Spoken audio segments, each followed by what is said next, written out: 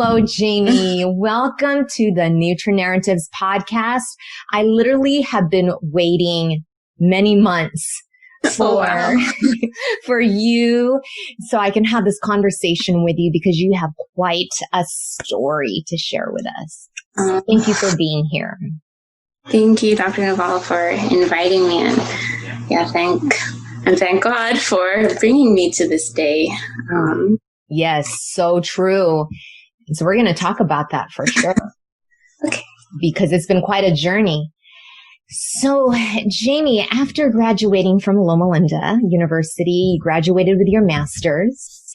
Mm-hmm. You were in the BSMS program, right? Yes, right. Mm-hmm. Yeah. Okay. So, what happened right after that? So, after graduation, I was interested in doing mission work overseas.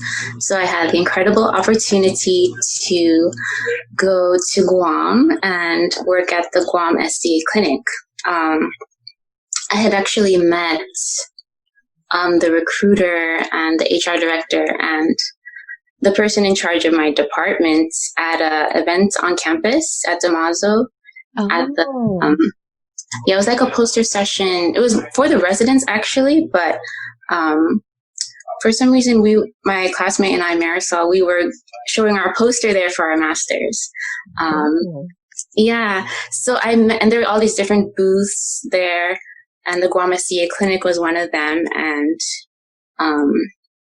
my friend, who later became my roommate in Guam, she was like, "Hey, you should check out the booth. They need dietitians." So I was like, okay. So I went over to the booth and had an impromptu interview right then and there, or a little later that day. And after the interview, the HR director said, "I don't think we met you by chance." And I felt the same way. So yeah, and that was in March of the year I graduated. So after graduation, in June, I flew to Guam in July, mid-July. So it was a lot of big things happening in a short time. Right. It all went so quickly. I remember I did a recommendation letter for you or something. Oh, yeah, I did. Yeah. And then I knew that was your dream job, serving in the mission field. And it's like, oh, yes, this is a great opportunity for you. So I was like, so for that. For you. And I'm so happy that you got that even before graduation. Yeah, it was definitely a God thing. Just how everything lined up. And actually, I originally wanted to go to South America, Honduras. I think that was the letter of recommendation you wrote it for originally, but for one reason or another, it didn't work out. Got it. But I guess I was meant to go to Guam instead. There you go. God's plan is always interesting. At first you're like, wait, what's happening? And then, it's even better than what was originally planned. Yeah. God's plan's always best. It's just, sometimes it's hard for us, or it's hard for me to remember that and trust him. So yeah, I went to Guam and I signed a 2-year contract with them to work as their outpatient dietitian. And yeah, I had a lot of good experiences. And yeah, it was my dream job in many ways, because I like to counsel with people one-on-one in nutrition education. So I really enjoyed that part. And they also they had me helping with the diabetes classes, teaching that. That was an area I needed to grow in more, but they were very patient with me, and I learned a lot from my coworkers there and my boss. So yeah, it was a really incredible experience. And I could tell because you were posting a lot. Oh, yeah. You followed my stories, what you were doing in your job. And I'm like, oh man, she's got it made. And then all the other activities involved with church or with your friends on Sabbaths, on the weekends. I'm like, oh my goodness, she's living in paradise.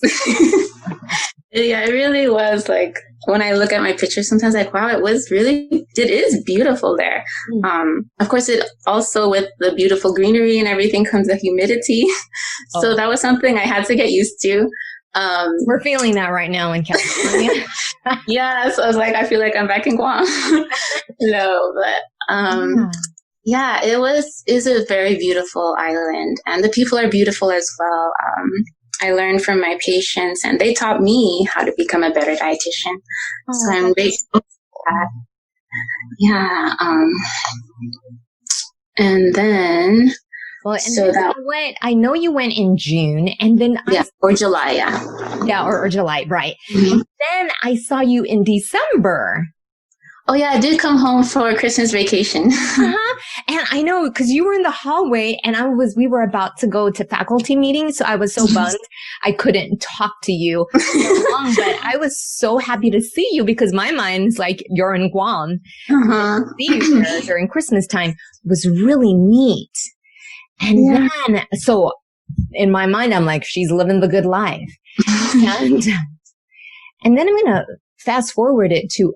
Maybe I think I got in contact with you on April or May-ish of 2018. Or the next year, 2019, last year. Oh, yeah, correct. Hello. Yeah. No, it's okay. I do that. 2019. You're right. And I asked you your home address, I think, or an address so that we can send you the gifted hands that the School of Allied Health put together. And so I thought, okay, we'll send it either to Guam or to your family here. And then when I saw your text, your response, and you said, actually, I'm here in California. And then you told me that you're in the hospital. And I was so in shock and sad because it's like, what happened? So you can take it from there. Okay, yeah. So that was last summer. So I guess I'll just back up a little bit to what happened. Yes, please do. So back in Guam in April last year, I did my first half marathon with a coworker. And after that, I started having like trouble walking. And I thought, it's just because I did the half marathon, obviously. So, and it was partly due to that. But after that, it never fully resolved itself. So this went on for a few weeks, and I was telling my friends, some of my close friends back home in the States and my sister, and they were like, maybe you should get it checked out by a doctor. Because it was also reached the point where my knees would start to buckle sometimes when I was walking, and like I'd have trouble balancing every now and then. So I was like, I'm not sure what's going on. Would you ever? And then, not quite. I did. Well, actually I did, but it wasn't a bad fall. I was just kind of like my knees buckled and then I fell, but thankfully I didn't hurt myself. So I did fall one time. But it was a gentle fall. So yeah, I went to see the doctor at the clinic where I was working at.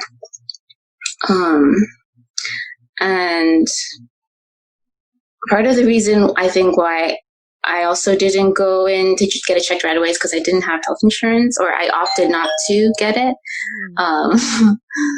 Because I was like, I'm young, I'm healthy, I don't need it. I'm just trying to pay off my student loans. Oh, I don't blame you. I don't blame you. Yeah, so I finally like, okay, well, I work here. Maybe we can, come to some negotiation or something. So I got it checked out there at the clinic, and afterwards, the doctor said, based on our assessment, there's some concerns that I have. I guess when he was checking my reflexes, when they hit your knee and it goes up, mine was hyper-reflexive, or it was too strong, like when he did it. So he he ordered a stat MRI for me to get right away at the big hospital near the clinic. So, and that's another story. But to make it short, I was finally able to get my MRI instead of that day, the next day. And the doctor that I was seeing, he worked at the clinic and also at the hospital, the big hospital. So he worked part-time at both places. So that was good because he was able to see my imaging right away, as soon as I had it done. Yeah. So I was about to leave the hospital after getting my MRI done. And he called me and said, "Have you left yet?" And I'm like, "Not yet. I'm about to." And then he said, "Are you sitting down?" And I'm like, "No, I'm not." He said, "Can you wait for me? I wanted to talk to you about your results."